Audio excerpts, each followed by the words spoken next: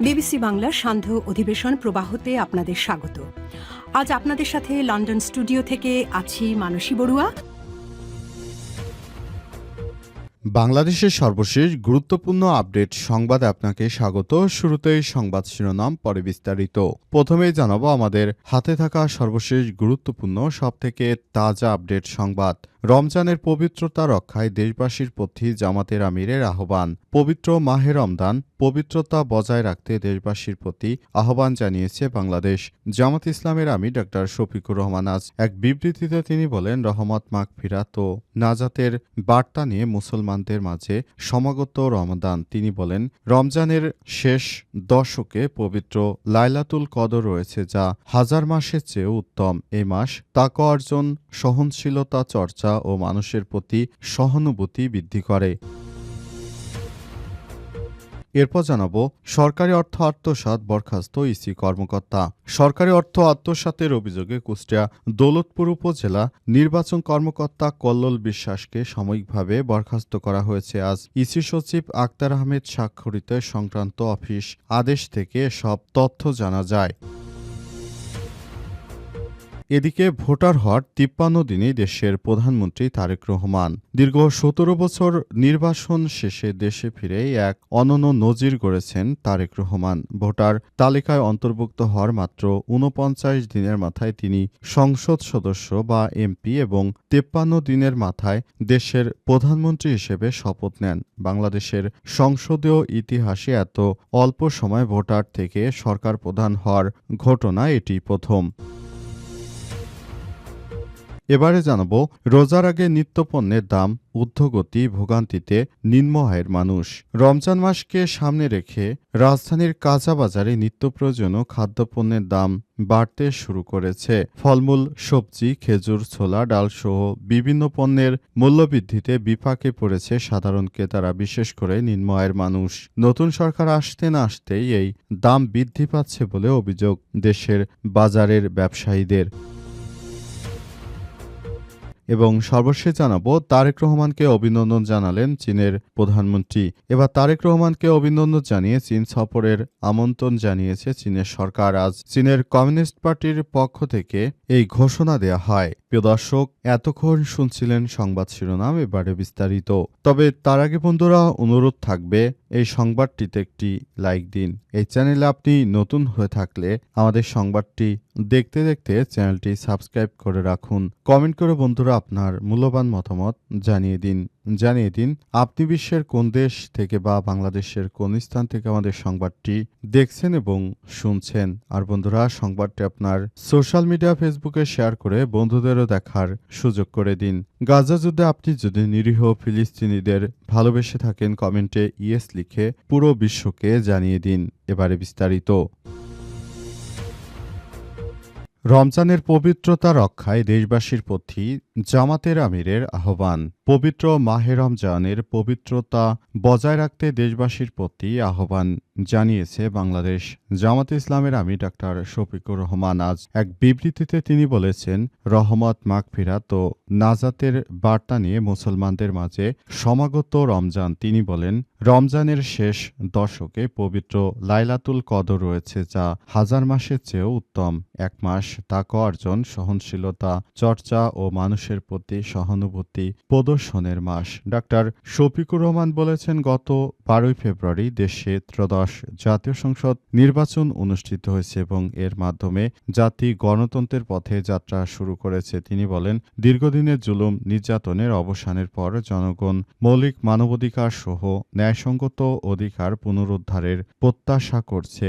একই সঙ্গে তিনি অভিযোগ করেন, পতিত স্বৈরাচারের দোসরেরা দেশকে অস্থিতিশীল করার অপচেষ্টা চালিয়ে যাচ্ছে এবং এসব চক্রান্ত মোকাবেলায় দেশবাসীকে ঐক্যবদ্ধ থাকার আহ্বান জানান। শান্তি ও মানবিক মূল্যায়নবোধ সম্পন্ন বাংলাদেশ প্রতিষ্ঠা না হওয়া পর্যন্ত ন্যায়সঙ্গত আন্দোলন চালিয়ে যাওয়ার কথা বলেছেন তিনি। এবং তিনি আরও জানান, বাংলাদেশের মানুষ দীর্ঘদিন ধরে এই স্বৈরাচারী সরকারের বিরুদ্ধে মাঠে নেমেছিল এবং তারা সাকসেস হয়েছে। আশা করব আগামীতেও যে নতুন বাংলাদেশ গড়ে তোলার সম্ভাবনা আমাদের সামনে তৈরি হয়েছে, সেটিকে আমরা পর্যাপ্ত জ্ঞানের আলোকে গড়ে তুলতে চাই বলে জানিয়েছেন ডাক্তার শফিকুর রহমান। তিনি আরও জানিয়েছেন যে আমাদের নতুন বাংলাদেশ গড়ে তোলার এখনই সময় এবং আমরা এখনই সবকিছু করতে চাই। নতুন বাংলাদেশটাকে গড়ে তোলার মধ্য দিয়ে যে সুখ ও সমৃদ্ধি আছে সেটি আমরা করতে চাই। তাই সবাইকে পবিত্র রমজানের শুভেচ্ছা জানিয়েছেন বাংলাদেশ জামাতে ইসলামের আমির ডাক্তার শফিকুর রহমান। সরকারি অর্থ আত্মসাতে বরখাস্ত ইসি কর্মকর্তা। সরকারি অর্থ আত্মসাতের অভিযোগে কুষ্টিয়া দৌলতপুর উপজেলা নির্বাচন কর্মকর্তা কল্লোল বিশ্বাসকে সাময়িকভাবে বরখাস্ত করা হয়েছে। আজ ইসি সচিব আক্তার আহমেদ স্বাক্ষরিত সংক্রান্ত অফিস আদেশ থেকে সব তথ্য জানা গেছে। অফিস আদেশে বলা হয়েছে, কল্লোল বিশ্বাস উপজেলা নির্বাচন অফিসার, দৌলতপুর কুষ্টিয়া প্রাক্তন কার্যালয় মনিরামপুর যশোর এর বিরুদ্ধে সরকারি অর্থ আত্মসাতের অভিযোগে বিভাগীয় মামলা করা হয়েছে। তারা বলা হয়েছে, তদন্তে অপরাধ প্রমাণিত হয় চাকরি থেকে অব্যাহতি প্রদানের সুপারিশ করা হয়েছিল। সংক্রান্ত কমিটি সরকারি চাকরি আইন 2018 এর ধারা 39/1 বিধান মোতাবেক তাকে চাকরি থেকে সাময়িক বরখাস্ত করেছে ইসি। তবে এই উপজেলা নির্বাচন কর্মকর্তা খোরপোশ ভাতাসহ অন্যান্য সুবিধা পাবে। তারা যখনই নতুন সরকারের মন্ত্রিসভায় তারা কাজ করতে গেল তখন থেকেই তারা এই ধরনের কার্যক্রম শুরু করেছে। তারা জানিয়েছে যে মূলত যে ধরনের কর্মকাণ্ড তারা শুরু করেছে সেই কর্মকাণ্ড করে তারা আবারও ঝামেলা শুরু করতে চায়। জানা গেছে যে তারা মূলত এই ঝামেলাগুলো তৈরি করে সবকিছু তছনছ করতে চেয়েছিল এই নির্বাচন কমিশনের কর্মকর্তারা। তারা বিভিন্ন জায়গাগুলোতে গিয়ে তারপর সেখানে থাকা সাধারণ মানুষদেরকে হ্যাঁ প্রতিপন্ন করার মধ্য দিয়ে তারা মূলত আবারও একটি সুন্দর ও সম্প্রীতির বাংলাদেশ গড়ে তোলার ব্যাপারে তারা একরকম বাধা প্রদান করেছে। এজন্য সবার পক্ষ থেকে এখনই এসব বিষয় নিয়ে ইতিমধ্যেই কথাবার্তা বলা হচ্ছিল। তবে শেষ পর্যন্ত আসলে বিষয়গুলো কি হয় সেটি এখন দেখার বিষয়। সবাই যার যার জায়গা থেকে আসলে সতর্ক অবস্থানে রয়েছে। তারা এই বিষয়গুলোকে খুবই গুরুত্ব সহকারে দেখছে।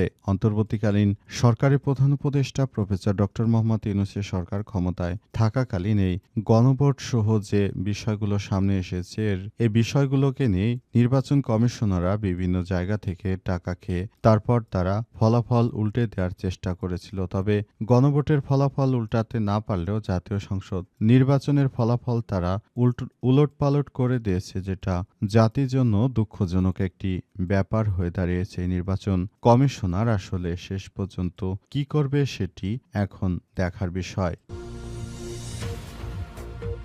ভোটার হওয়ার 53 দিনেই দেশের প্রধানমন্ত্রী তারেক রহমান দীর্ঘ 17 বছর নির্বাসন শেষে দেশে ফিরে এক অনন্য নজির গড়েছেন তারেক রহমান। ভোটার তালিকায় অন্তর্ভুক্ত হওয়ার মাত্র 49 দিনের মাথায় তিনি সংসদ সদস্য বা এমপি এবং 53 দিনের মাথায় দেশের প্রধানমন্ত্রী হিসেবে শপথ নেন। বাংলাদেশের সংসদীয় ইতিহাসে এত অল্প সময়ে ভোটার থেকে সরকার প্রধান হওয়ার ঘটনা এটাই প্রথম। গত 12 ফেব্রুয়ারি অনুষ্ঠিত ত্রয়োদশ জাতীয় সংসদ নির্বাচনে ঢাকা 17 ও বগুড়া 6 আসনে নির্বাচিত হয়েছেন তিনি। 17 ফেব্রুয়ারি দুপুরে জাতীয় সংসদ ভবনেও প্রথমে সংসদ সদস্য হিসেবে শপথ নেন। দলের নেতা নির্বাচিত হয়ে আগামী 5 বছরের জন্য প্রধানমন্ত্রীর দায়িত্ব গ্রহণ করেছেন তারেক রহমান। তবে আইনি বাধ্যবাধকতার কারণে বিজয়ী দুটি আসনের মধ্যে বগুড়া আসন থেকে নিজেকে শূন্য ঘোষণা করা হয় তারেক রহমানকে এবং এরপরই তিনি বগুড়া আসন থেকে তার প্রার্থিতা উইথড্র করে নিলেন। এখন তিনি শুধুমাত্র ঢাকা 17 আসন থেকে নির্বাচিত। আর বাংলাদেশ জামাতে ইসলামের আমির ডাক্তার শফিকুর রহমান তিনি ঢাকা 18 থেকে নির্বাচিত হয়েছেন এবং এই ব্যাপারগুলো তিনি সেভাবেই দেখভাল করছেন। অন্তর্বর্তীকালীন সরকারের প্রধান উপদেষ্টা প্রফেসর ডক্টর মোহাম্মদ ইউনূসের সরকার যে নতুন বাংলাদেশ গড়ে তোলার মধ্য দিয়ে এগিয়ে চলেছেন সেটি এখন থেকেই আরও ভবিষ্যতের বাংলাদেশ হিসেবে সবাইকে নিয়ে একটি সুন্দর ও সম্প্রীতির বাংলাদেশ নিয়ে গড়ে তুলতে হবে এবং সেই অনুপাত অনুযায়ী সবাইকে নিয়ে একটি সুন্দর ও সম্প্রীতির একটি বাংলাদেশ গড়ে তুলতে চান সবাই। সেজন্য তারেক রহমান সেভাবেই কাজ করছেন এবং তার নেতাকর্মীদেরকেও সেভাবেই কাজ করার জন্য তিনি আহ্বান জানিয়েছেন। ইতিমধ্যেই তারেক রহমানের দেশে ফেরার পরই তার নেতাকর্মীরা উজ্জীবিত হয়ে ওঠে এবং তারা শেষ পর্যন্ত সরকার গঠন করতে সমর্থ হয়েছে। এটাই তাদের জন্য বড় পাওয়া। রোজার আগে নিত্যপণ্যের দাম ঊর্ধ্বগতি, ভোগান্তিতে নিম্ন আয়ের মানুষ।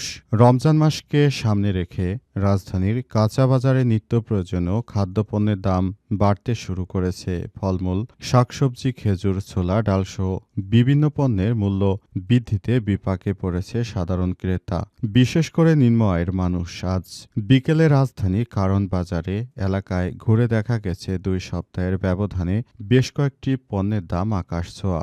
এখন এই পণ্যগুলো নতুন সরকার ক্ষমতায় আসার পরেই বাড়তে শুরু করেছে। এর আগে বাজার যেভাবে তদারকি করা হতো, আসলে সিন্ডিকেটরা বর্তমান সেই সুযোগকে কাজে লাগিয়ে আবারও নতুন করে তারা এই ধরনের কার্যক্রম শুরু করেছে। দেশের মানুষ এসব বিষয় নিয়ে এবার আর চুপ থাকবে না। তারা ইতিমধ্যেই কথা বলতে শুরু করেছে যে যারা রাষ্ট্র ক্ষমতা চালাতে পারবে না, তারা কেন এই রাষ্ট্র ক্ষমতায় বসে তারপর এভাবে জিনিসপত্রের দাম বাড়িয়ে দিচ্ছে, তাদের কোনো এই জিনিসপত্রের দাম কমানোর ক্ষেত্রে কোনো ভূমিকা নেই ইত্যাদি নানা রকম অভিযোগ করছে সাধারণ মানুষ। তবে শেষ পর্যন্ত আসলে বিষয়গুলো কোন দিকে যাবে সেটি এখন দেখার বিষয়। অনেকে এসব বিষয়গুলো নিয়ে কথাবার্তা বলতে অপছন্দ করেন। তারা জানিয়েছে যে আমরা নিজের হয়ে ঘরের খেয়ে বনের মোষ তাড়ানোর মতো ঘটনা ঘটাতে চাই না। আবারও যদি দেশে কোনো সমস্যার সৃষ্টি হয়, সেটি অবশ্যই আমাদেরকেই সেই সমস্যাগুলো পোহাতে হবে।